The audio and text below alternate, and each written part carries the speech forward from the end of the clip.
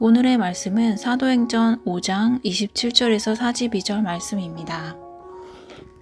그들을 끌어다가 공회 앞에 세우니 대제사장이 물어 이르되 우리가 이 이름으로 사람을 가르치지 말라고 엄금하였으되 너희가 너희 가르침을 예루살렘에 가득하게 하니 이 사람의 피를 우리에게로 돌리고자 함이로다.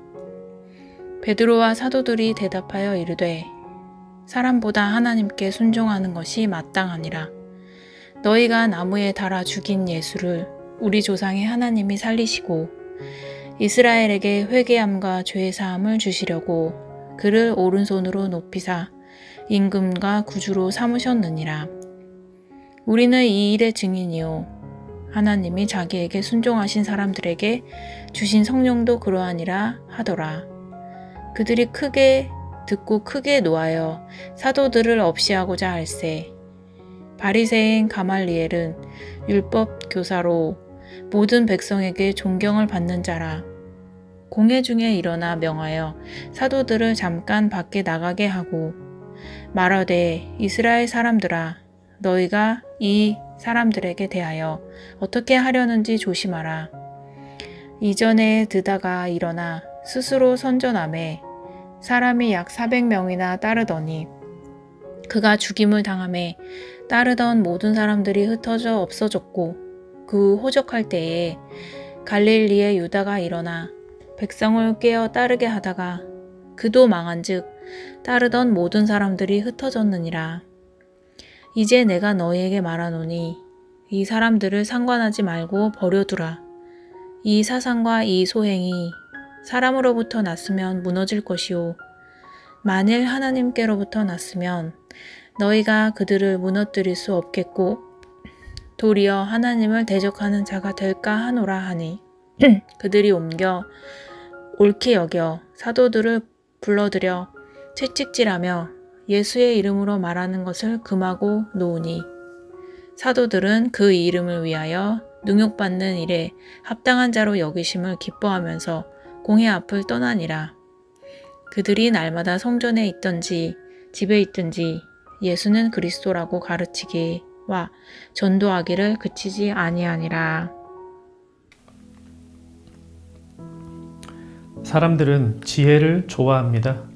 스스로 지혜 있기를 추구하고 지혜로운 자와 이야기하기를 즐거워합니다. 성경도 지혜를 말합니다. 특히 잠언에는 지혜에 대한 많은 교훈들로 가득하죠.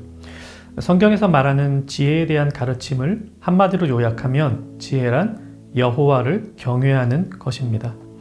잠언 1장 7절 여호와를 경외하는 것이 지식의 근본이거늘 미련한 자는 지혜와 훈계를 멸시하느니라.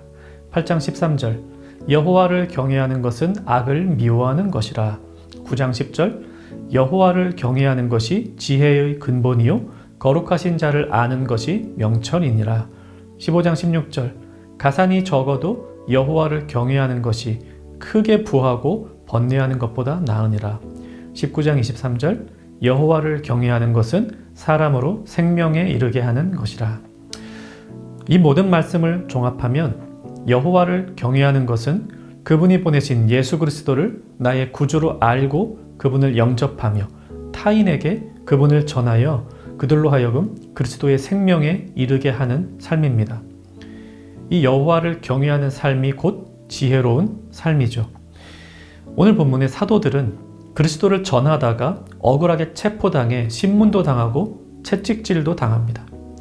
사도들을 붙잡은 이들은 예수 그리스도를 전하지 말라고 그들에게 엄포합니다.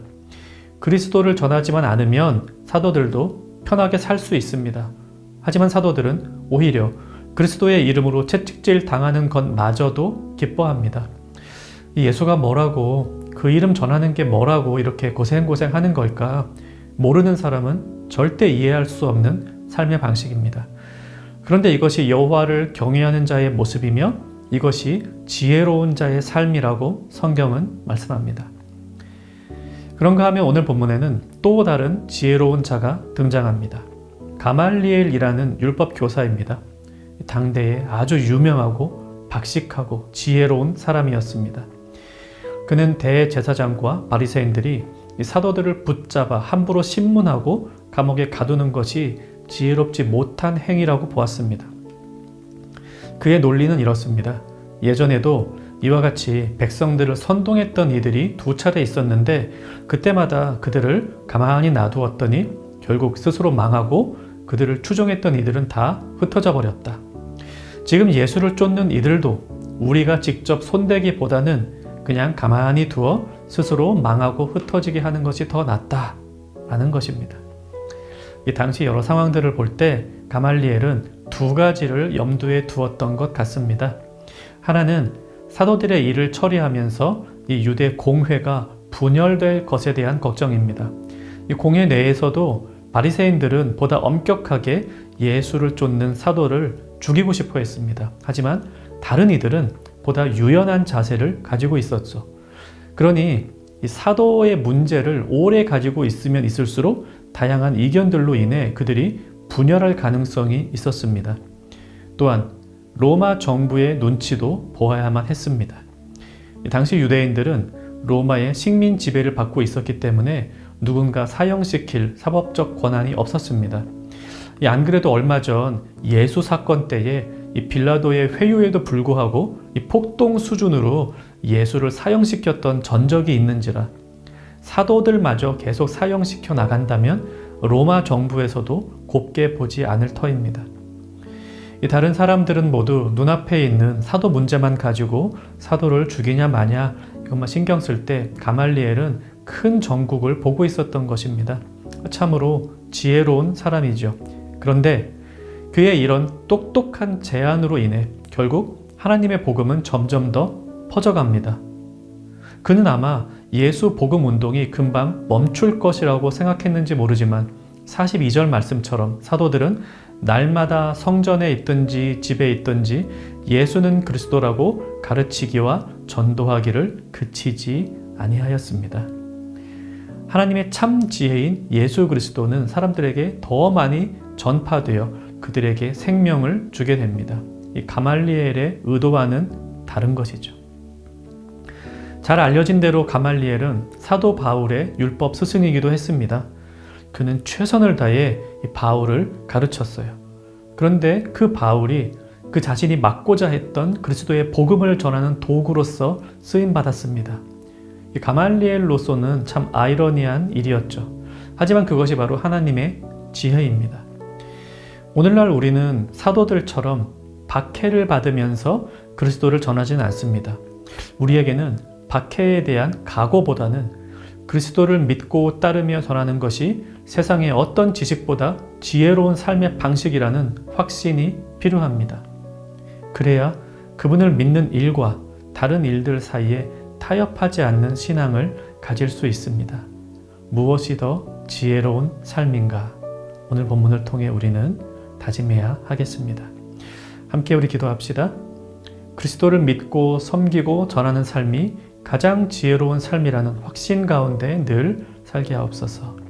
또 오늘날도 여전히 박해를 받으며 그리스도를 전하는 이 지구촌 곳곳에 선교사님들을 기억하며 그들을 보호해 달라고 이 아침에 기도합시다. 오늘 하루 여호와를 경외하는 지혜의 삶이 사랑하는 청년 가족들에게 펼쳐지기를 소망합니다.